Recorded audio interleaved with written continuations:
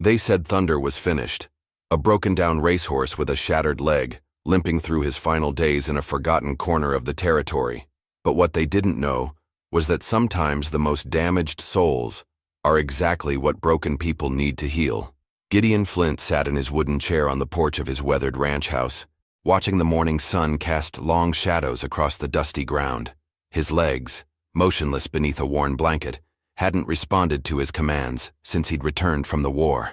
The doctors had been clear about his condition, but Gideon had stopped listening to their predictions long ago. The sound of approaching hooves broke through his morning routine. Boone Carter rode up the dirt path, leading something behind him that made Gideon squint in disbelief. It was a horse, but barely recognizable as one. The animal's coat was dull and matted, his head hung low, and he favored his right front leg with every painful step. Boone dismounted and approached the porch, removing his hat. The rancher's weathered face carried an expression Gideon couldn't quite read. "Morning, Gideon," Boone said, his voice carrying an unusual weight. "Brought you something." Gideon's eyes remained fixed on the limping horse. "That animal looks half dead, Boone. What exactly are you thinking?" "His name's Thunder," Boone replied, patting the horse's neck gently. "Used to be the fastest thing on 4 legs in 3 counties, won more races than anyone could count. But he took a bad fall during his last run, and the bone never set right." The horse lifted his head slightly, and for a moment Gideon caught something in the animal's dark eyes. Not defeat, but a quiet dignity that seemed familiar somehow. "The racing folks wanted to put him down," Boone continued. "Said a lame racehorse wasn't worth the feat it would take to keep him alive. But I kept thinking about what you told me once, about how being broken doesn't mean being worthless." Gideon felt his chest tighten. Those had been his own words, spoken during one of his darker moments when Boone had visited after the accident. Words he'd said, but hadn't truly believed about himself. "I can't take care of a horse, Boone. Look at me." Gideon gestured toward his legs. "I can barely take care of myself." "Maybe that's exactly why you two belong together," Boone said quietly. "Two fighters who haven't given up, even when everyone else has given up on them." Thunder took a hesitant step closer to the porch, his injured leg trembling with the effort. The horse's eyes met Gideon's directly, and something passed between them that neither man on the porch could have explained. Gideon found himself leaning forward in his chair, studying the animal's movements. Despite the obvious pain, Thunder held his head with a pride that spoke of better days, of victories that still lived in his memory. "He's got spirit," Gideon admitted reluctantly. "But what am I supposed to do with a broken racehorse?" Boone's expression shifted, and he stepped closer to the porch. "There's something else, Gideon. Something I learned about Thunder that might change how you see things." The way Boone paused, the careful weight he gave his words, made Gideon's pulse quicken. Thunder lifted his head higher, as if sensing that something important was about to be revealed. "What haven't you told me?" Gideon asked, his voice barely above a whisper. But before Boone could answer, Thunder let out a low, rumbling sound that seemed to carry both pain and hope. The horse took another step toward the porch, and Gideon realized that whatever Boone was about to reveal would change everything he thought he knew about second chances. Boone's weathered hands gripped his hat tighter as he prepared to speak. The morning air seemed to hold its breath, and even Thunder stood perfectly still, as if understanding the weight of what was coming. "Thunder wasn't just any racehorse, Gideon," Boone began, his voice carrying a reverence that made the words feel sacred. "Before his accident, he was being trained for something special, something that had nothing to do with racing." Gideon shifted in his chair, his hands instinctively gripping the armrests. "What kind of training?" "Therapeutic work," Boone said quietly. "There was a program designed to help wounded soldiers learn to walk again. Thunder was one of the first horses selected for it, chosen specifically because of his gentle nature and intelligence." The revelation hit Gideon like a physical blow. He stared at Thunder, seeing the animal in an entirely different light. This wasn't just a broken racehorse. This was a creature who had been destined to help people exactly like him. "The program got discontinued when Thunder got injured," Boone continued. "The organizers said they needed healthy horses, not damaged ones. But the trainer who worked with Thunder, she told me something before she left." Thunder moved closer to the porch, his movements deliberate despite the pain. His dark eyes remained fixed on Gideon, and there was something almost human in the way he seemed to be listening to every word. "She said Thunder had a gift," Boone said. "An instinct for knowing exactly what broken people needed. She said he could sense pain in humans the way other horses sense danger." Gideon felt his throat constrict. "That's impossible." "Is it?" Boone asked, Look at him, Gideon. Really look at him. Thunder had positioned himself directly in front of the porch now, his injured leg carefully balanced. But what struck Gideon wasn't the horse's obvious pain. It was the way Thunder was studying him, as if measuring something deeper than physical appearance. The trainer said Thunder never just carried riders, Boone continued. He supported them, adjusted his gait to match their limitations, moved in ways that helped them find their balance again. But he's injured now, Gideon protested, though his voice lacked conviction. How could a lame horse help anyone? Maybe, Boone said softly. That's exactly what makes him perfect for this. Maybe he understands struggle in a way he never could before. Thunder extended his neck toward the porch, not close enough to touch, but close enough that Gideon could see the intelligence burning in the animal's eyes. There was communication happening here, a conversation that needed no words. Gideon found himself reaching toward Thunder, his hand extended despite his mind's protests. I don't know how to work with horses, Boone. I don't know anything about healing. Neither does Thunder anymore, Boone replied. Maybe you'll figure it out together. The moment Gideon's fingers made contact with Thunder's neck, something extraordinary happened. The horse didn't flinch or pull away. Instead, he pressed gently into the touch, as if he'd been waiting for exactly this connection. Gideon felt warmth spread through his palm, and for the first time since his accident, he experienced something that wasn't pain or numbness. It was recognition, the acknowledgement of one wounded soul by another. There's something else, Boone said, his voice barely audible. The trainer left behind some notes, instructions for the therapeutic work. I've got them back at my place. Thunder's breathing had synchronized with Gideon's, creating a rhythm that seemed to calm something deep in the veteran's chest. But as peaceful as the moment felt, Gideon couldn't shake the feeling that accepting this gift would change everything about his carefully controlled existence. What if I make things worse? Gideon whispered, his hand still resting on Thunder's neck. What if I can't help him, and he gets hurt again? Thunder turned his head slightly, bringing his large, dark eye level with Gideon's face. In that gaze, Gideon saw something that made his breath catch. The horse wasn't looking for someone to save him. He was looking for someone to save. 3 days had passed since Boone left Thunder at the ranch, and Gideon was beginning to understand what the horse trainer had meant about Thunder's unusual instincts. The animal seemed to know exactly when Gideon was struggling most. Every morning, Thunder positioned himself beside the porch where Gideon could reach him from his chair. The horse never demanded attention, but he was always there, a steady presence that somehow made the endless hours feel less empty. Gideon had been studying the training notes Boone had delivered. The pages were worn and detailed, filled with techniques he'd never imagined possible. But one passage kept drawing his attention, written in careful handwriting at the bottom of a page about trust-building exercises. The horse will teach the human as much as the human teaches the horse. Both must learn to move forward despite their limitations. Thunder lifted his head as Gideon read the words aloud. The horse's ears swiveled forward, as if he recognized something in the trainer's philosophy. You think you can really help me walk again? Gideon asked, feeling foolish for talking to an animal, but unable to stop himself. Thunder took a careful step closer, his injured leg more stable than it had been days before. Gideon noticed the improvement immediately. The horse was growing stronger, more confident, just from having a purpose again. All right, Gideon said, closing the notebook. The instructions say we start with basic trust exercises, but I need to get out of this chair. The challenge seemed impossible. Gideon hadn't attempted to transfer himself from his chair to anything else without help since returning home. But something about Thunder's steady presence made him feel like the risk might be worth taking. Gideon maneuvered his chair closer to the porch railing. Thunder immediately adjusted his position, moving until he was standing parallel to the porch, his strong back level with the wooden platform. You're making this look easy, Gideon muttered, positioning his hands on the chair's armrests. The first attempt was a disaster. Gideon's arms shook with the effort of lifting his body weight, and he collapsed back into the chair after only a few seconds. Thunder remained perfectly still throughout the failed attempt, not moving even when Gideon's frustration boiled over into a string of curses. But when Gideon looked up, ready to abandon the idea entirely, Thunder had turned his head to face him.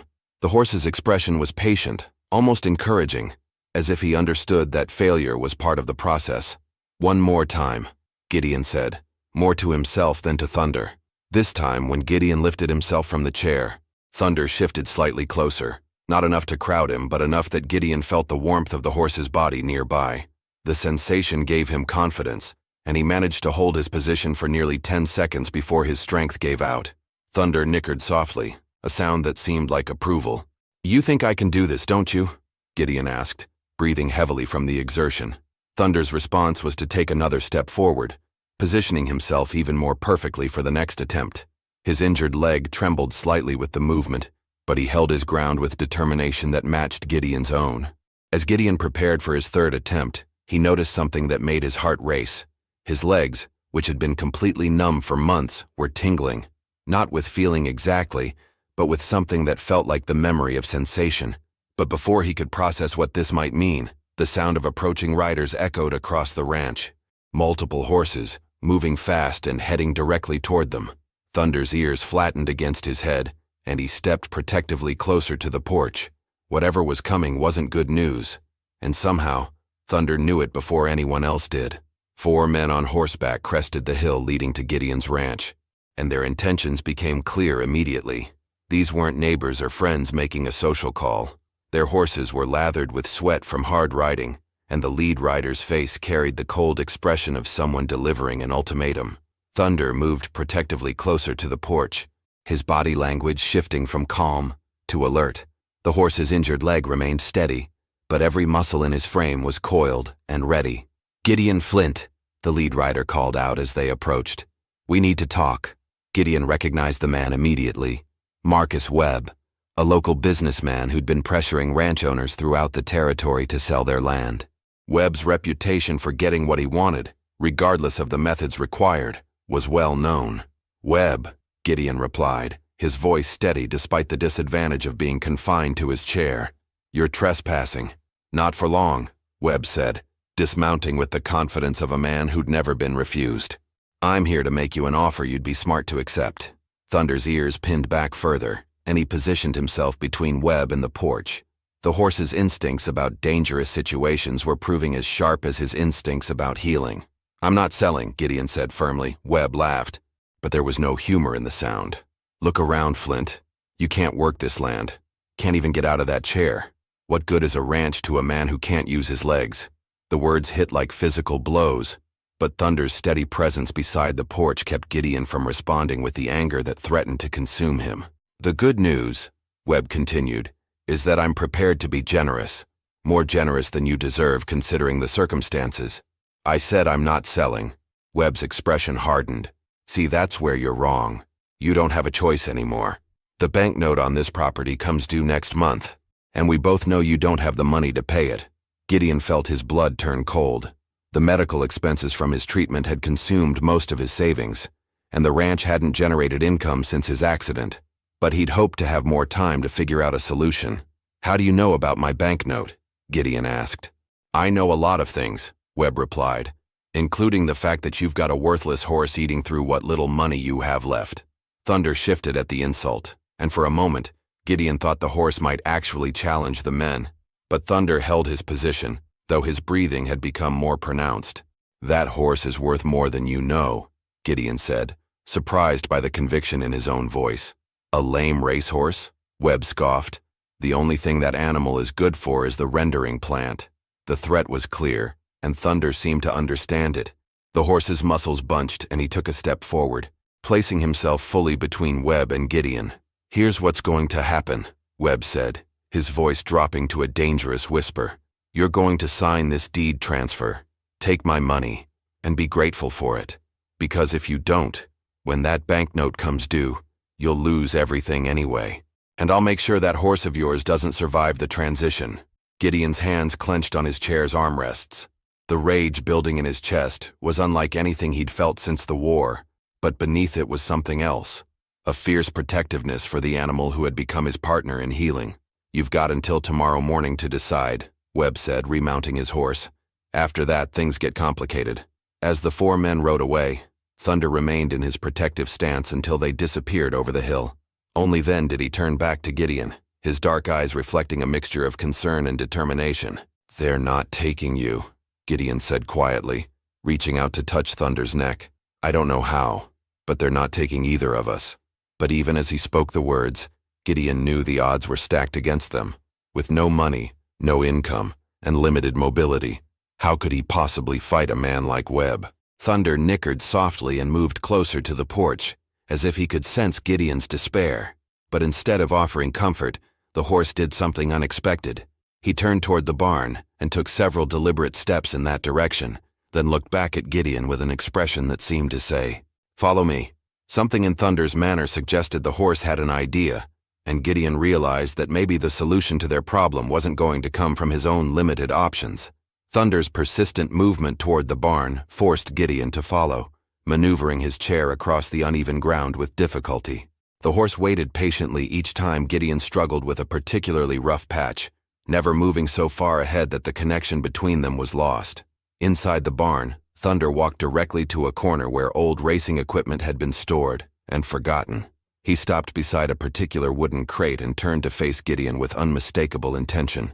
"What are you trying to show me?" Gideon asked, positioning his chair closer to investigate. The crate was filled with Thunder's racing memorabilia, ribbons, newspaper clippings, and photographs from his winning days. But buried beneath the mementos, Gideon's fingers found something unexpected, a leather portfolio tied with string. Inside the portfolio were documents that made Gideon's heart race: racing contracts, prize money records, and most importantly, certificates of ownership for several valuable horses that had been Thunder's offspring. Horses that were still racing, still winning, still generating income. "Thunder," Gideon whispered, looking up at the horse with newfound understanding. "You're not just a broken racehorse, you're a champion bloodline." The documents revealed that Thunder had sired over a dozen successful racing horses, each one paying royalties to the owner of the stud rights. Rights that, according to the contracts, belonged to whoever owned Thunder himself. Thunder nickered softly, as if he'd been waiting for Gideon to discover this truth. The horse had led him to the solution to their financial crisis, hidden in plain sight among forgotten memories of past glory. But as Gideon studied the documents more carefully, he realized the situation was more complicated than it first appeared. The stud rights were valuable, but they were also being disputed. Several of the contracts bore notations indicating legal challenges to Thunder's ownership history. "Someone's been trying to steal your legacy," Gideon said, his anger building as he read through the paperwork. "While you were injured and forgotten, they've been working to claim ownership of your bloodline." Thunder stepped closer, his large head lowering until he was level with Gideon's face. In the horse's eyes, Gideon saw not just intelligence, but a kind of trust that went beyond anything he'd experienced with another living being. "We're going to fight this," Gideon said firmly. "All of it. Webb, the bank, and whoever's been trying to steal what belongs to you."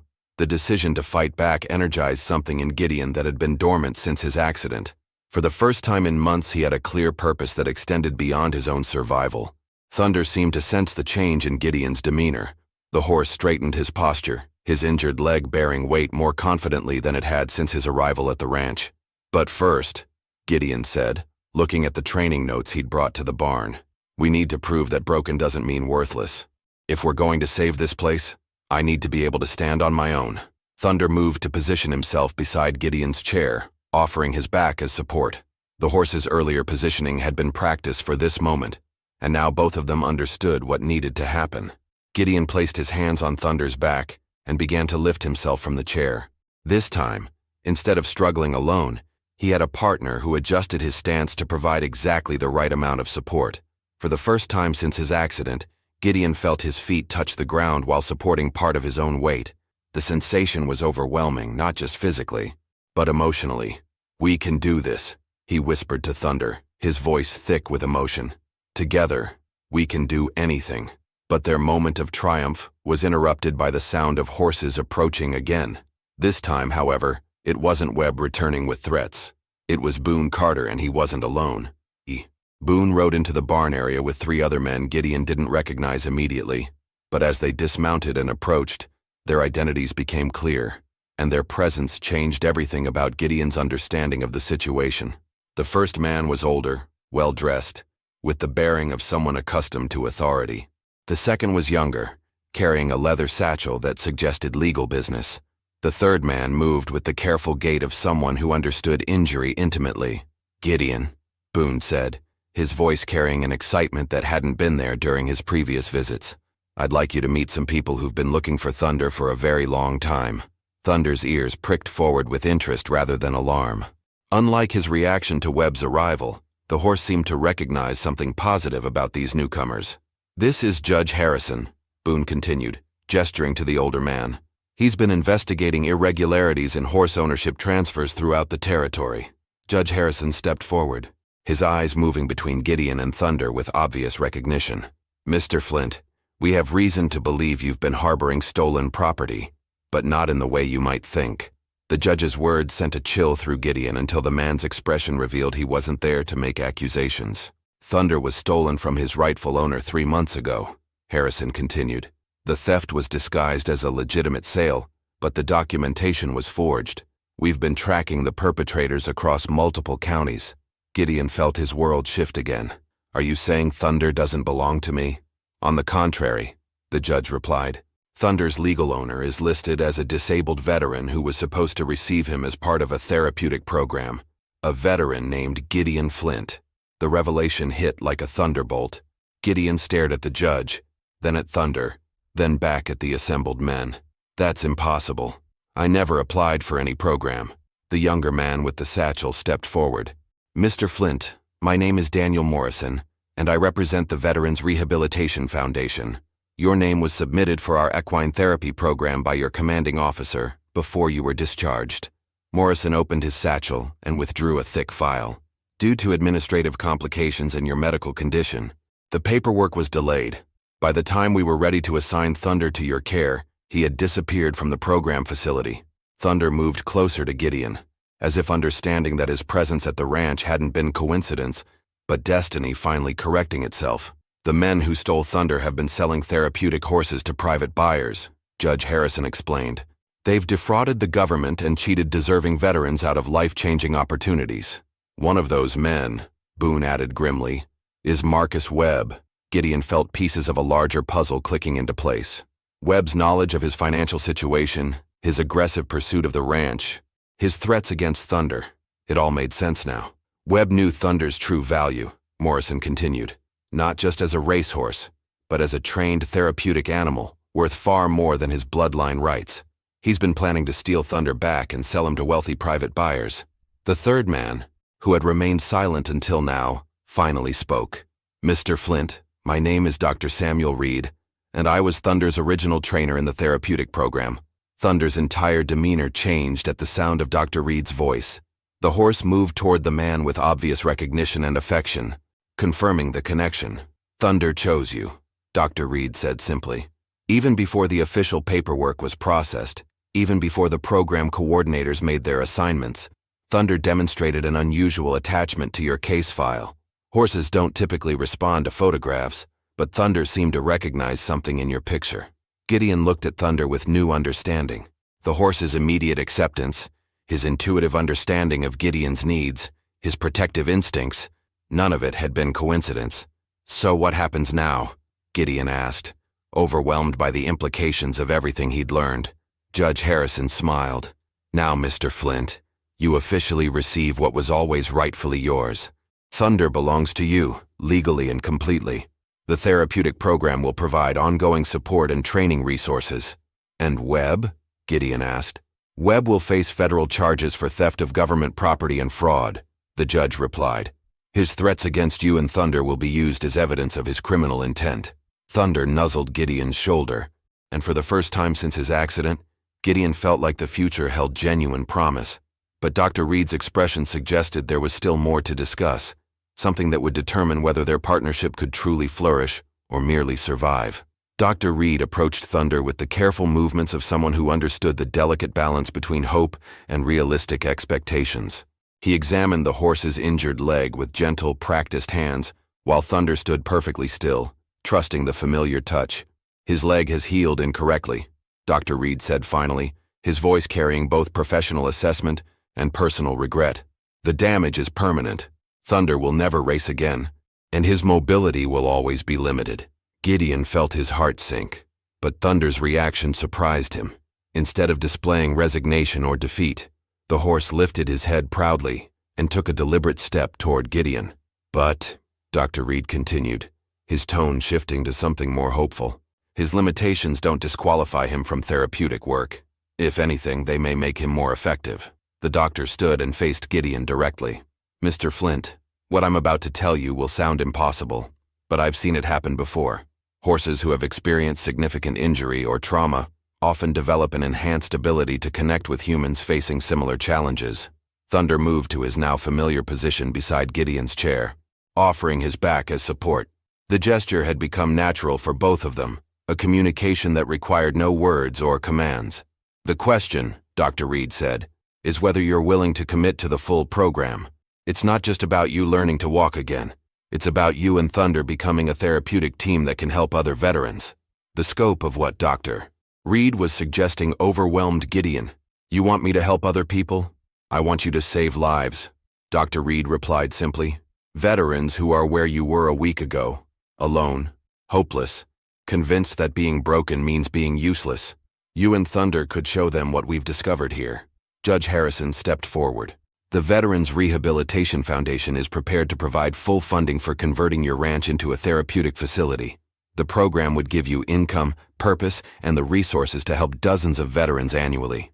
Gideon looked at Thunder, seeing the horse not just as his own salvation, but as a bridge to helping others find their way back to life. The responsibility felt enormous, but Thunder's steady presence made it seem achievable. What would that look like? Gideon asked. Dr. Reed smiled. It would start with you completing your own recovery. Thunder has already begun the process, but we need to formalize the training for both of you. Within 6 months, you could be walking independently, and then you teach others what Thunder has taught you, that healing happens when two broken souls decide to help each other become whole. Thunder nickered softly, as if agreeing with the assessment. The horse's injured leg remained steady, bearing weight that should have been impossible for a permanently damaged limb. Gideon placed his hand on Thunder's neck, feeling the warmth and strength that had become his anchor. We'll do it, he said quietly. Together. The decision released something in both man and horse that had been held in careful restraint. Thunder straightened to his full height, his bearing once again that of a champion despite his physical limitations. Gideon felt strength flowing into his own legs, not the return of full sensation, but something more valuable, the knowledge that limitation didn't mean defeat. Dr. Reed began explaining the program details, but Gideon's attention was focused on Thunder. The horse who had been discarded as worthless was about to become the foundation for healing that would ripple through countless lives. As the sun set over the ranch that Webb would never claim, Gideon realized that sometimes the most broken things in life aren't meant to be fixed. They're meant to be transformed into something entirely new, something stronger and more beautiful than they ever were when they were whole. Thunder turned his head to look at Gideon, and in the horse's dark eyes, the veteran saw not just his own future, but a promise that being broken had simply been the beginning of becoming something extraordinary. 6 months later, veterans began arriving at the Flint Recovery Ranch, each one convinced they were beyond help. They met a man who walked with assistance from a horse who would never run again, and they learned that healing doesn't require perfection. It only requires the courage to try, and the wisdom to understand that sometimes our greatest strength comes from our deepest wounds. If you enjoyed this story, click the video on your screen now to watch another unforgettable tale, where destiny and courage collide in ways you never expected. Don't forget to subscribe and consider a super chat to help us keep bringing you more stories like these. Your support means everything to us. A gentle dog was found tied up in the woods. What the ranger discovered left him horrified. He wasn't barking, he was whimpering. Alone, tied to a tree, in the middle of the forest, no tags, no tracks, no one around. But when the old man leaned in to check the dog's collar, he saw a military ID, and the name engraved on it was someone he hadn't heard in 15 years. Who left this golden retriever out here? And what kind of pain makes a soldier abandon his only friend? Would you walk away or follow the trail into the past? Willow Creek National Forest, nestled just beyond the quiet town of Pine Grove, Oregon, was draped in the soft hush of early November. The morning mist clung to the ground like a memory refusing to fade, curling gently around the roots of centuries-old Douglas firs and seeping into every crevice of the forest floor. A chill hung in the air, not bitter but present enough to bite at exposed skin. Frost glistened on fallen leaves, and the scent of damp earth mixed with the crispness of pine and decaying foliage. It was the kind of day that promised solitude, the kind Dan Carter used to cherish. Dan was a man in his late 60s, with weathered hands, deep-set eyes the color of river stones, and a posture that bore the invisible weight of someone who'd carried too much loss. Once tall and strong, his frame had narrowed with time, but his step remained steady. A retired forest rescuer, he still wore his old uniform coat, faded green canvas, patched in places but clean, neatly buttoned and respected. His silver beard was kept short, and his gray hair swept back with a kind of unconscious discipline. Dan was known around Pine Grove as the quiet one with the kind eyes.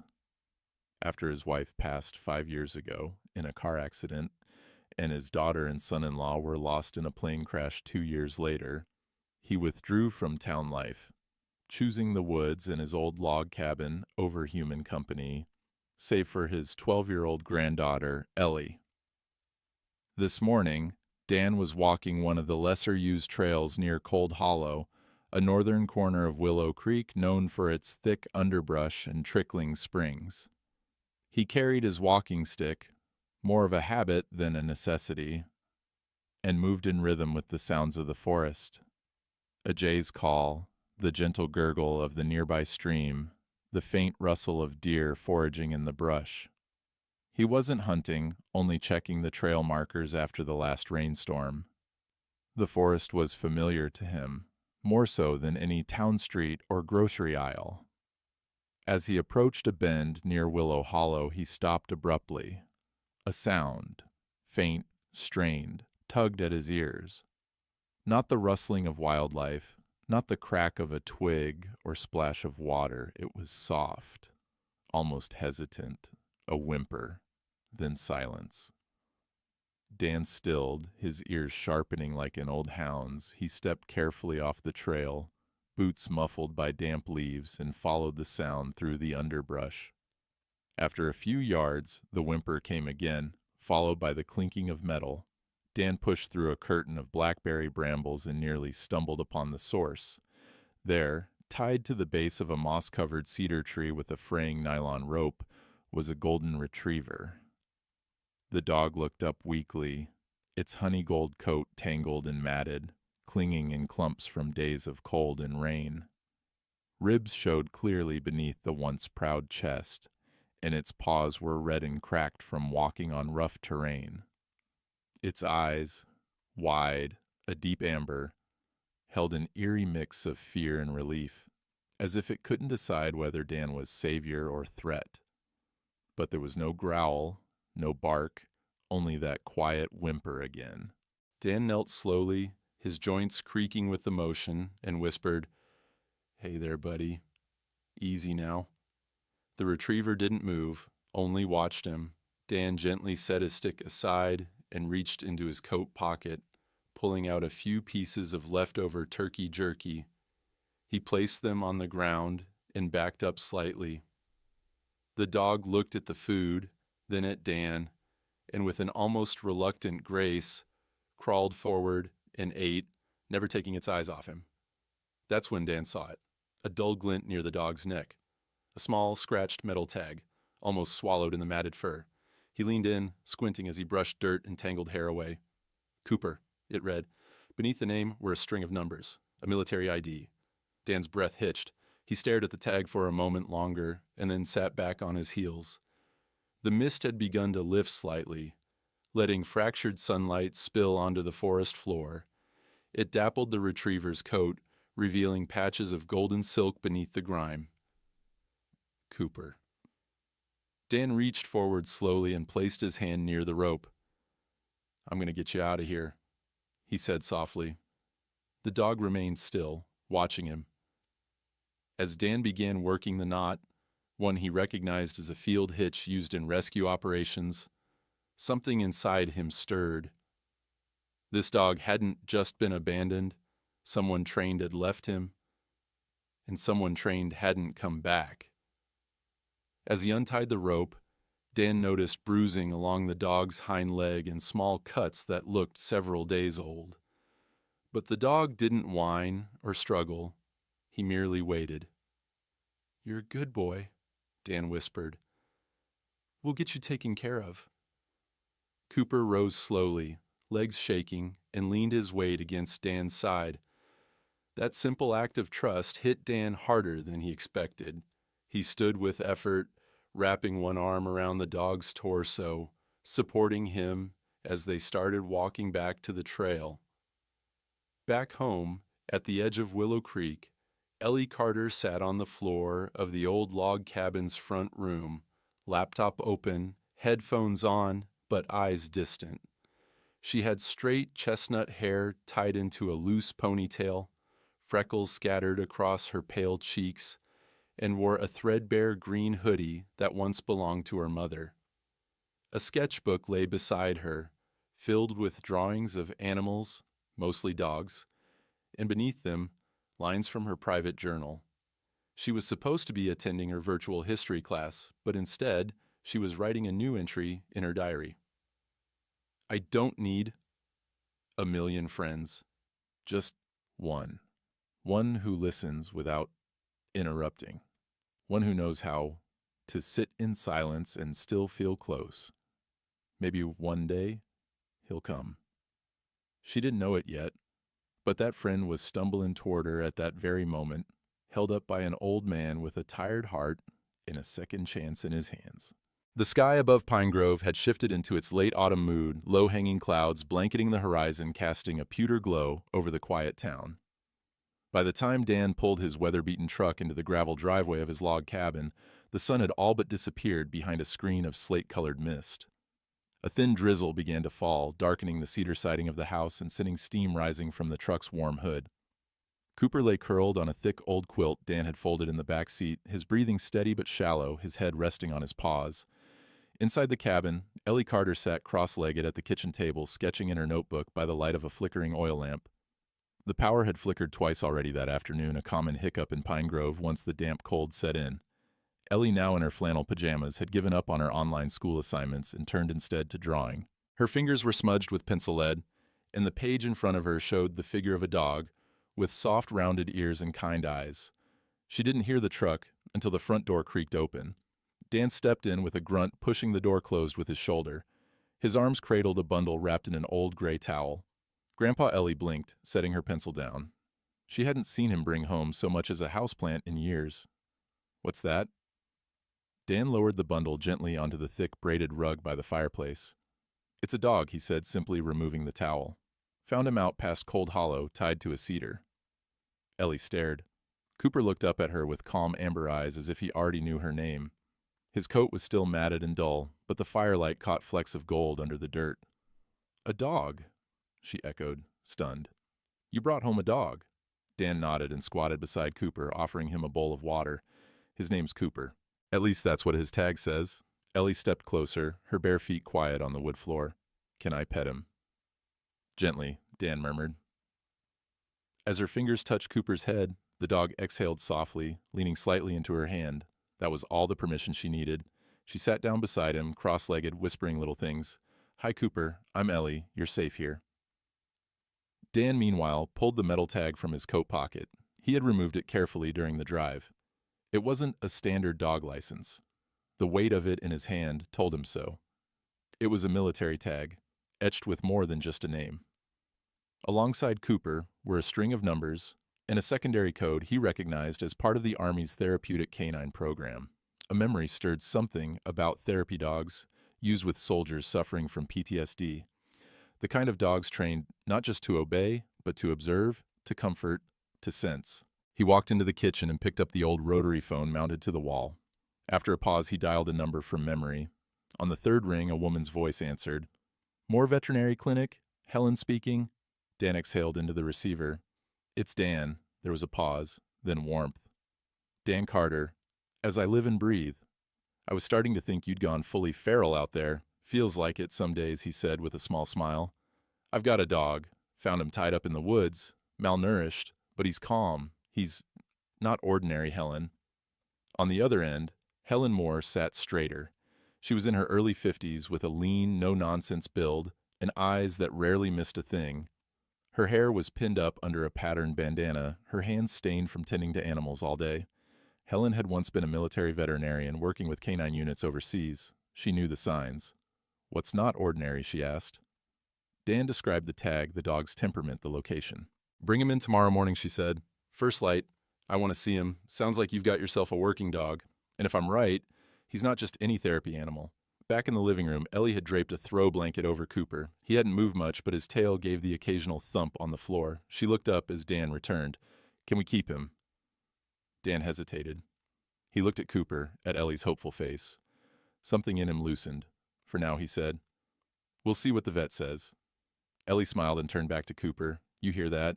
You've got at least one night in a warm house. Lucky boy." Later that evening, after Ellie had gone to bed and the fire burned low, Dan sat alone with Cooper by the hearth. The dog's breathing had evened out. Dan studied him, his scars, his steadiness. A protector even in silence. Someone had trained him well, someone had trusted him deeply, and someone had left him behind. The following morning arrived pale and thin with fog hugging the roads like a memory reluctant to let go. Dan Carter stood by the truck, brushing frost off the windshield, as the engine idled low and steady. Cooper sat in the passenger seat, his head resting against the door, watching the world without blinking. His coat was a little cleaner now, brushed gently by Ellie the night before, and though he still walked with caution, his eyes seemed more alert, like a soldier waking from a long rest. Dan adjusted his jacket collar and glanced toward the house. Ellie, wrapped in her navy school sweater, gave a quick wave through the window before turning back to her laptop. Her school day had just begun, but she'd asked to read with Cooper at the library after. He'd agreed. After dropping Cooper off at Dr. Helen Moore's clinic for some lab work and observation, Dan drove into the center of Pine Grove. The town was still stirring bakery smells drifting out of Betty's diner, postmen sorting mail, and pine needles gathering in the gutters. Dan turned onto Maple Row and parked outside the small white-bricked building that served as the Pine Grove Sheriff's Office. He stepped inside the door, creaking against its stiff hinges. Sheriff Cole Abrams was already at his desk, a cup of steaming black coffee in hand, and an open notebook in front of him. He was in his early 50s, broad-shouldered, with a jaw that looked carved from granite and tired eyes softened by years of community service. His brown uniform shirt was always neatly pressed, though the silver in his beard betrayed how long he'd been wearing it. Cole was known for being firm but fair, and for never rushing judgment. Dan nodded in greeting. "Morning, Cole." The sheriff looked up, then leaned back in his chair. "Well, I'll be." Dan Carter walks into my office without a forest fire behind him. Dan cracked a small grin. "Close enough?" "Got a question about someone." He explained everything. Finding Cooper tied to a tree, the military tag, the odd knot in the rope, and the sense that this wasn't some ordinary abandonment. When he finished, Cole rubbed his jaw thoughtfully. "Last week," Cole said, standing up and walking to the file cabinet, "got a call from a couple of hikers. Said they saw a man wandering near Willow Creek. Tall fella, hooded jacket, carrying something heavy, looked lost, maybe drunk. When they tried to approach, he vanished into the trees, left no sign." He pulled out a thin file and dropped it on the desk. "Didn't think much of it. No crime, just strange behavior. But, now with your story," Dan tapped the edge of the file. "Could be connected. Could be," Cole said. "I'll send Deputy Harmon to take a second look. In the meantime, I'll see if anything comes up under that tag number. You got a photo of it?" Dan reached into his coat pocket and handed over the scribbled details he'd copied from Cooper's collar. Cole scanned it, then frowned. This format, definitely military, but the prefix looks like one used for therapeutic units. "I'll put in a request to the VA registry. Might take a day or two." Dan nodded. "I'll wait." They stood in silence for a moment, both men weighed down by unspoken things, loss duty, what it meant to find something broken and feel called to fix it. Then Cole clapped a hand on Dan's shoulder. "Keep me posted. All right, you've got my cell." Outside, the fog had begun to lift, revealing the bright gold of sunlit maples and the blue ridge beyond the town's edge. Dan drove back to Helen's clinic to retrieve Cooper, who was now clean fed and even wagging his tail a little when he saw Dan approach. Helen gave a brief report, some inflammation, mild dehydration, but no fractures or major internal issues. More importantly, Cooper had demonstrated remarkable calmness during examination, even resting his head on her assistant's lap without being prompted. "He's been trained not just to obey, Dan," she said. "He reads people, responds to stress cues. This dog was part of someone's healing." Dan's jaw tightened, someone who needed healing bad enough to let go of the one thing trying to help him.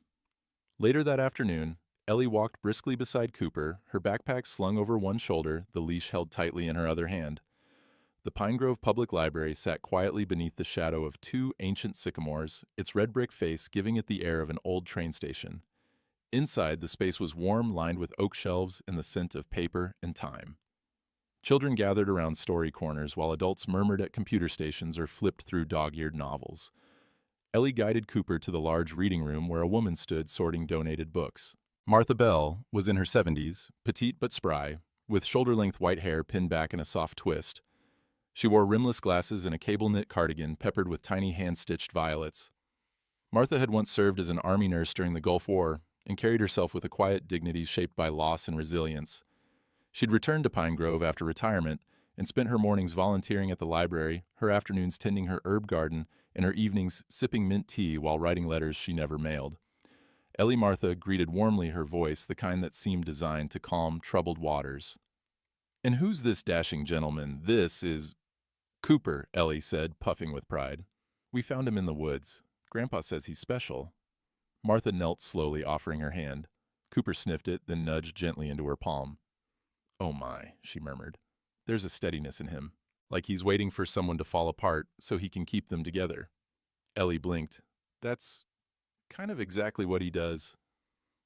Martha chuckled softly, rising with care.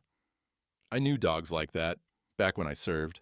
We had a therapy shepherd named Nero. He could stop a panic attack with a nudge. I've seen men weep just holding his paw." Ellie sat with Cooper at her feet as Martha told more stories about therapy dogs on overseas bases, about the silent comfort they offered in moments too raw for words. Ellie listened, eyes wide, as if hearing a language she already understood but never knew how to speak. That night, after dinner, Ellie opened her sketchbook again.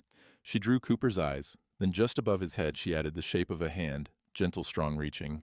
She didn't know whose hand it was, but she knew the story wasn't over. The sun had begun its slow descent behind the trees when Dan received the call. Sheriff Cole's voice was low, taut with quiet urgency. "We found something. A hunting cabin deep near the northwest ridge, no clear path in or out. Looks like someone's been living there off-grid." Dan was already grabbing his jacket before Cole finished the sentence. He loaded Cooper into the truck again, the golden retriever now visibly stronger than when he'd first appeared, though still cautious, still listening, more than acting. Cooper didn't bark, often didn't seek out attention. But when Dan opened the truck door, Cooper climbed in without a word, as if he already knew where they were going. They reached the forest's edge by late afternoon. Cole waited by his patrol vehicle, arms crossed, face cast in the shadow of his wide-brimmed hat. "You'll want to see this yourself," he said, gesturing toward the trail ahead. The two men moved quickly, Cooper trotting behind them with alert eyes. The trail was barely a path at all, just a winding break in the underbrush. Thorns scraped against Dan's coat, and the air grew colder as the canopy thickened overhead. 20 minutes in, they saw it. The cabin sat hunched beneath a ridge of moss-covered rock, its roof sagging, but intact, its windows boarded from the inside. Smoke hadn't curled from its chimney in weeks. A small pile of chopped wood lay abandoned near the front door, the axe still embedded in the stump. Whoever had been here, they left in a hurry, or planned to return. Inside it was cold, dim, and cluttered. The smell of old coffee sweat and wood smoke lingered faintly. Dan moved slowly, scanning the walls first. What he saw made him stop. Pinned across the cabin's planked walls were dozens of handwritten notes. Some were just dates, others were fragments of sentences. One simply read, "Thunderstay, I'll come back." On the small table in the center of the room was a half-crumpled photograph. Dan picked it up carefully. The picture showed Cooper clean alert, wearing a service vest, and beside him stood a tall man in fatigues with sun-darkened skin and a calm, focused expression. His eyes seemed almost too still. On the back of the photo, scribbled in thick black ink, "Gregory Tan, June 2019. Dan handed the photo to Cole. "That's our man." Cole nodded. "Matches the name from the VA registry we pulled. He served 2 tours. After his discharge, he stopped checking in. VA had him listed as non-responsive since early last year." A small medicine cabinet stood open beside the bed, revealing 3 different prescriptions for PTSD, 2 unopened, 1 half empty. A bottle of sleeping pills lay on the floor, its cap missing. Dan recognized the restlessness in this place, the need to write everything down, the isolation, the withdrawal from order. He'd seen it in friends. He'd fought it in himself. Cooper walked to the corner and sniffed a rumpled sleeping bag. Then, almost as if guided by something deeper, he moved toward the table and sat quietly beside it. Dan followed him and noticed an old leather-bound journal beneath a pile of papers. Inside were entries written with a shaking hand. One page read, "Cooper knows. He always knows. When it gets too loud, he puts his head on my knee. I can't tell anyone. They wouldn't understand. But he does. He listens without judgment." Dan closed the journal, his throat tightening. Back at home that evening, Ellie sat cross-legged on the floor, her eyes still sleepy from reading. The fire crackled beside her. Cooper had returned with Dan and now lay beside her, head on her leg. Ellie didn't say much. She didn't need to. Earlier that afternoon, while working through an online presentation, her laptop had frozen. The frustration came fast, as it always did, the panic, the racing heart, the overwhelmed silence. And just as the tears started to rise, Cooper had padded over without a sound and laid his head gently across her lap. She'd looked down, startled, and then suddenly calmer. It happened again that evening when Dan raised his voice by accident. Nothing serious, just a dropped mug and a snapped sentence. But even before Ellie could flinch, Cooper was at her side again, offering nothing but presence. She reached down now and brushed his ear with her fingertips. "You do that on purpose, don't you?" she whispered. "You feel it before I do." Dan watched from the kitchen doorway, a cup of tea cooling in his hands. He hadn't told Ellie about Gregory Tan yet, not fully, just that Cooper had once belonged to someone who needed him badly. He would tell her soon, but not tonight. That night, Dan opened his own notebook and wrote, "He didn't abandon Cooper. He was trying to protect him from himself." And under that, he added, "We have to find Gregory before the silence takes him completely." The road to Coldwind Lake curved like a scar through the pines, narrow and flanked by cliffs that dropped steeply into mist-filled valleys. Dan Carter gripped the steering wheel tighter as he drove, his mind turning over what Cole had shared the night before. The utility records confirmed that a small cabin near the northern shore of Coldwind had been activated just 4 months ago under the name Gregory Tan. Since then, there'd been no bank activity, no phone calls, and no VA appointments. Just silence. Cooper sat quietly in the passenger seat, eyes fixed out the window, ears twitching occasionally as if sensing something beyond what humans could hear. His golden coat shimmered faintly in the late morning sun that filtered through the tree canopy, a soft contrast to the dark woods around them. Dan glanced over at him. "You remember this place, don't you?" he murmured. Cooper didn't respond, but his tail thudded once against the seat. The cabin came into view, unexpectedly, nestled behind a wall of dense spruce and half buried in fallen needles. It was smaller than Dan had imagined, almost hunched, with a tin chimney rising from one corner and a crooked porch that looked like it might collapse under its own weight. A truck with flat tires sat rusting nearby one window, covered with cardboard. No smoke, no movement, just stillness. Dan parked a few yards away and stepped out cautiously, Cooper following behind him. As they approached, he called out, "Gregory name's Dan Carter. I think we've got something in common." There was no answer, only the wind threading through the trees and the creak of an old rope swing dangling from a nearby pine. Dan stepped onto the porch, noting the sagging boards, the moss-stained door. He knocked. A scraping noise came from within, slow and unsure. Then the door opened a crack. Gregory Tan stood in the dim doorway, gaunt and hollow-eyed, with shaggy hair that looked like it hadn't been washed in weeks. His shoulders slumped as if carrying a weight he couldn't drop, and his clothes, military surplus pants and a flannel shirt, hung loosely on his frame. His beard was patchy, and there was a tremor in his hand as he held the door frame. Gregory was in his late 30s, once broad-shouldered and proud, now carved down by solitude and guilt. His eyes, dark, sharp, and rimmed with exhaustion, flicked immediately to Cooper. When they did, something inside him seemed to fracture. "Cooper," he whispered. "Oh, God." The dog didn't bark, didn't lunge. He sat still and, watching, head tilted slightly, his amber gaze steady. For a moment, the entire forest seemed to breathe in. "I thought—" Gregory's voice cracked. "I thought I was doing the right thing. I thought I was keeping him safe. From me." Dan said nothing. He knew this look, the edges of shame, the retreat from a world too loud, too complicated. He'd seen it in the mirror more than once. "You want to tell me what happened?" he asked gently. Gregory stepped aside and motioned him in. The interior of the cabin was sparse, a cot in the corner, a folding table covered with scattered papers, and a wood stove that hadn't been lit in days. A worn military backpack rested beside a pair of muddy boots. On the wall above the cot was a small hand-drawn portrait of Cooper, rendered in charcoal, detailed, reverent. Gregory sat slowly in a chair, his hands shaking as he poured cold coffee into a dented mug. "After we came back," he began, "things got bad. The VA gave me meds. I took them, but they didn't quiet the noise. Cooper was the only one who helped. He knew when the shadows came. He always knew." He looked at Dan, eyes suddenly bright with moisture. "But I started seeing things, hearing things. There was one night I thought the house was on fire, but it wasn't. Cooper tried to calm me, but I shoved him away. He cried. That sound, I'll never forget it. I thought I'd hurt him, that I might do worse. So I drove him out to Willow Creek and tied him where I knew someone would find him.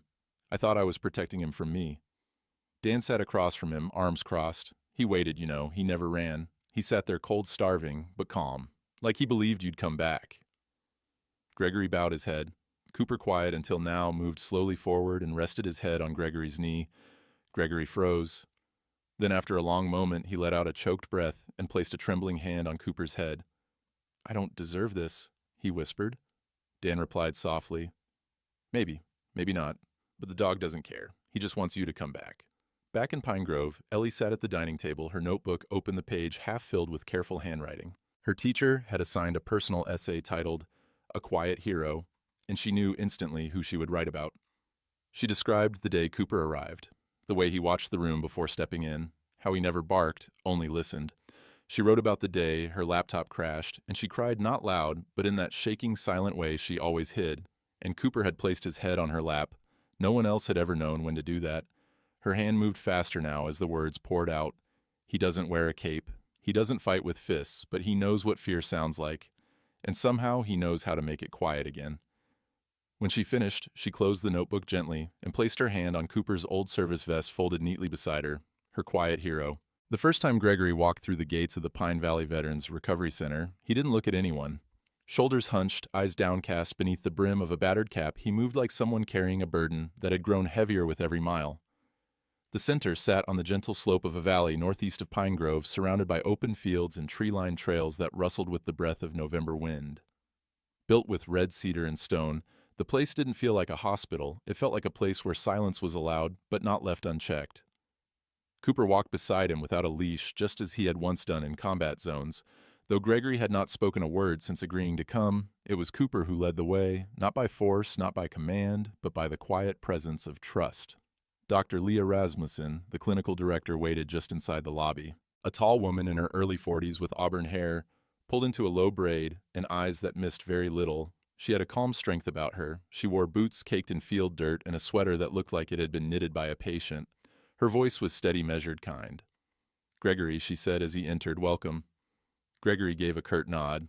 "And Cooper," she added with a smile toward the dog who sat immediately at her feet, tail wagging once. Dan and Ellie stood off to the side watching. Ellie clutched Cooper's vest, folded in her hands like a flag, not wanting to let it go, even if just for a few days. Gregory hadn't looked at them either, but Dan didn't expect him to. Not yet. "He's not ready," Ellie whispered. "No," Dan agreed, "but he came. That's step one." Over the next week, Cooper remained at the center, a silent shadow to Gregory's reluctant routine. The staff respected the unspoken boundaries. Gregory attended sessions, at first only physically present, arms crossed, gaze distant. But Cooper stayed close during group circles, always lying beside him, often placing his head on Gregory's boot. No barking, no theatrics, just presence. Gregory didn't speak until day 6. During a quiet afternoon walk through the East Trail, Dr. Rasmussen gently asked, "Do you remember what it felt like?" When Cooper first helped you through a panic, Gregory stopped. Leaves crunched underfoot. The air was cold enough to fog his breath. It didn't feel like anything he said, voice rough from disuse. That was the point. Everything just stopped. The next day, he asked for a journal. At home in Pine Grove, Ellie rearranged the corner of the living room where Cooper had slept. She placed a photo of him next to a hand-drawn sketch and added a note, "You'll be back soon." She wasn't the same girl who had avoided speaking in class and kept her drawings hidden. Her teacher had read the essay on Cooper aloud, in front of the class, something that once would have mortified her. But now she sat taller, knowing she had written something true. Meanwhile, Dan had begun his own quiet transformation. One foggy morning, he visited Helen Moore's clinic, not with a dog, but with 2 cups of coffee in hand. Helen looked up from her charting, surprised. "Well, well. I thought you only existed in the woods." Dan chuckled, the sound catching him off guard. "Thought I'd see if you were still the only person in town who could tell me what I'm feeling before I know it myself." Helen raised an eyebrow. "You're feeling guilty." Maybe, he admitted, or just tired of not feeling at all. They sat on the bench outside her office sipping coffee, while the town passed by slowly in muffled autumn colors. "You know," she said, "after a pause, I used to think grief was something to solve, but it's not. It's something to carry." Dan nodded. "I've been carrying it wrong, I think." She smiled, the kind that made people feel safe. "You've still got time to shift your grip." Back at the center, Gregory's progress was steady but cautious. In his journal, he wrote lines like, "Today, Cooper sat beside a man crying. He didn't move, just stayed. And sometimes healing doesn't come with words, it comes with silence that isn't empty. Dr. Rasmussen encouraged him to read these aloud in group. He refused at first, then one day he did. That afternoon, Ellie and Dan returned for a scheduled visit. They waited on a bench near the garden where the sun filtered softly through thinning trees. Gregory emerged slowly from the center's back patio, Cooper walking at his side. "Hi," Ellie said, standing. She didn't rush. "We missed you." Gregory looked at her and then at Dan, his expression unreadable but softer than before. "I kept the vest," Ellie added, offering it carefully. "But I think he wants to wear it again." Gregory took the vest and knelt. Cooper sat patiently as it was strapped on, almost ceremonially. His tail wagged once, then again, a little faster. Gregory rose. He waited, he said. Dan nodded. "He knew you would come back." And in that quiet clearing, no one spoke for a long while, not because there was nothing to say, but because silence this time was shared. In the soft golden hush of early December, the Pine Valley Veterans Recovery Center began each day the same way, coffee brewing in the common room. Gentle morning walks along frost-dusted trails in the familiar rhythm of slow healing. For Gregory Tan, those quiet mornings had become a kind of sanctuary, a way to orient his mind before the memories arrived. He no longer flinched at footsteps behind him. He no longer avoided mirrors. Each day wasn't perfect, but it was grounded, and that grounding came in part from the figure that still followed him through each session. Each step Cooper freshly groomed and wearing a new vest embroidered with golden thread, certified service companion dog. The badge had been delivered just the week before, complete with a laminated ID card and a packet of registration forms from the VA. It wasn't just a formality, it was a restoration of duty. Cooper now sat beside Gregory, not just as a friend, but as a working partner, once again trained and trusted to bring peace where words could not. Gregory's newest therapy came in the form of charcoal and silence. The center's art room was tucked behind the garden wing, where filtered light fell on worn stools and paint-splattered easels. The volunteer art therapist, Ms. Clara Wilkes, was a short, silver-haired woman in her late 60s, always wearing long linen tunics and mismatched earrings. She spoke little, preferring to let the room do the talking. Clara had spent years teaching art in inner-city schools before retiring to the countryside. After losing her own son to war, she had found purpose again by helping veterans process the invisible. She recognized the pattern's tight, tense sketches that eventually loosened, colors shifting from gray to ochre, lines that stopped trembling. Gregory had drawn Cooper again, but this time, the dog's eyes weren't watchful, they were peaceful. Above the sketch, Gregory had scrawled, "He waited for me to stop running." Back in Pine Grove, the winter sun spilled through the windows of Evergreen Middle School, where Ellie Carter stood on stage, her paper trembling slightly in her hands. The gymnasium was packed with students, parents, and teachers for the annual Voices from the Heart Assembly, a tradition started years ago to help young students speak about things that mattered most. Ellie hadn't told Dan she was planning to read her essay aloud. She had barely told her teacher she wanted to do it, but when her name was called, she didn't hesitate. "My name is Ellie Carter," she began, her voice small but sure. "And I want to tell you about my hero." She read about the dog who came into her life unexpectedly, who didn't need to speak to be understood. About the first time he laid his head on her knee, and how the anxiety that had once wrapped around her chest like a chain suddenly began to unravel. She read about how he helped someone else come home too. The gym was quiet when she finished. A few teachers dabbed their eyes. Ellie's classmates, once unaware of the quiet girl with the sketchbook, now looked at her differently. In the back row, Dan sat frozen, hand pressed over his mouth. Pride sat heavy in his chest, not loud and swelling, but soft and reverent. Later that afternoon at Helen Moore's clinic, Dan sat across from her on the porch steps. They had fallen into a habit of coffee every Thursday, a quiet ritual that didn't require grand confessions. But today, Helen had something new. "You ever think about starting something?" she asked, tucking a loose strand of hair behind her ear. "A group, maybe. Veterans. Informal. Just a place where they can talk. Be heard." Dan raised an eyebrow. "I haven't led anything since my ranger days. And even then, trees listen better than people." Helen gave a dry chuckle. "That's exactly why you'd be good at it." He looked down at his calloused hands. "I'm not a therapist. You don't have to be. You've seen the dark. You made it out. You're someone they'd listen to." Dan thought of Gregory, of Cooper, of the years he had buried his own grief under task chores silence. Maybe being useful again wasn't about fixing anyone. Maybe it was just about sitting beside them long enough until they didn't feel broken anymore.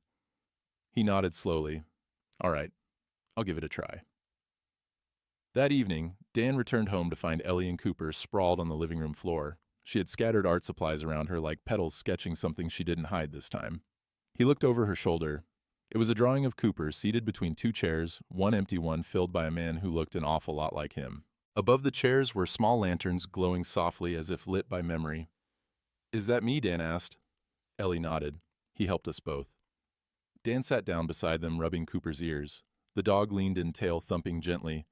Ellie leaned her head against Dan's arm. Maybe healing didn't bark, but it stayed. It waited, and sometimes it came wearing golden fur.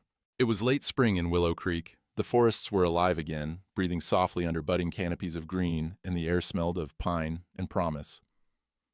Along the familiar trail near the eastern ridge, Cooper walked beside Ellie, no leash, no command, just in step with her as if he could hear the rhythm of her heart and matched it perfectly. A year had passed since the first time Dan had found the golden retriever tied to a tree in those same woods, ribs showing eyes dim with exhaustion. Now Cooper's coat shimmered with health, his gait steady and strong. The sadness in his eyes had been replaced by something else, recognition, quiet duty, a knowing peace.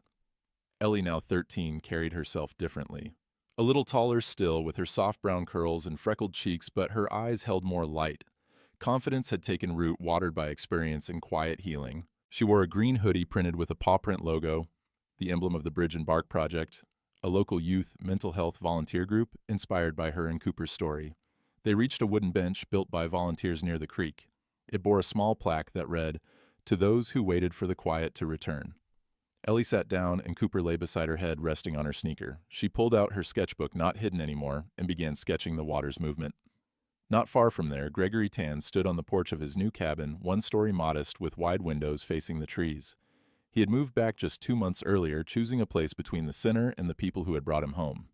His beard was trimmed, now his posture straighter. He still carried shadows in his eyes, but they were softer now, shared instead of hidden. He held a mug of tea, a daily habit Clara Wilkes had insisted on. Clara still visited once a month, checking in with her own version of therapy, quiet conversation, over charcoal, and stories painted without brushes. Gregory had a corner of his small living room dedicated to his art now. One sketch framed showed Cooper curled between Ellie and Dan on the porch steps. Above it the words, "Home doesn't bark, it listens." Gregory saw Dan approaching through the trees. He still moved like a ranger, purposeful but easy. He wore his worn flannel shirt and a faded green ball cap, a trail map folded into his back pocket. "Morning," Dan said, stopping at the porch. Gregory offered the extra chair. "Tea," Dan grunted. "Still don't trust leaves and water." Gregory smiled. That was new. He smiled more now. They sat for a while watching the breeze shake the trees. Cooper would be arriving that evening for the weekend part of the shared rhythm they'd created. Weekdays with Ellie and her school schedule. Weekends here, walking the ridge, helping Gregory give talks at the VA. Curled at his feet during veteran meetups. "Ellie said the school wants her to speak at the state assembly," Dan said, after a while. "She'll do great," Gregory replied. Dan nodded. "Yeah, I just wish her grandma could see her now. You talk about her a lot lately." Dan's face softened. "I used to avoid looking at her picture. Couldn't even walk past it. But the other day, I hung a new photo beside hers, one of Ellie and one of Cooper between them." Gregory looked at him. "You gave him a place." Dan nodded. He earned it. Back in town, the community center buzzed with a new kind of energy. The Bridge and Bark Project had grown. What started as a support circle for kids dealing with anxiety had expanded to include veterans, teachers, and parents.